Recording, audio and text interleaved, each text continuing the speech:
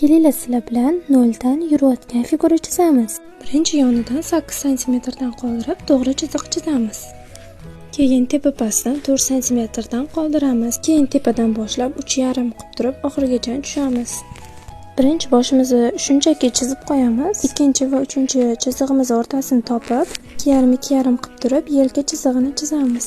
1,5 cm chiqariga kiramiz va shu chizgan chizig'imizni ham o'rtasini topamiz. Keyin xuddi shunaqa ko'rsatganimdek chizib olamiz. Bu narsa bo'ynimiz to'g'ri ikki tarafi bir xil chiqishiga yordam beradi.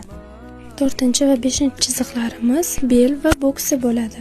5 chizig'imizdan 1 cm yurib, 3 chizig'imiz bilan tutashtiramiz. 1 cm yurgan chizig'imizdan boshlab ozgina qiyiq holda 2,5 dan bo'ksani chizib olamiz. Bo'ksamiz ham yelkamiz tengi bo'lishi kerak. Bel chizig'imizga o'tib, xuddi o'sha qiyalikda 1,5 cm dan chizib olamiz.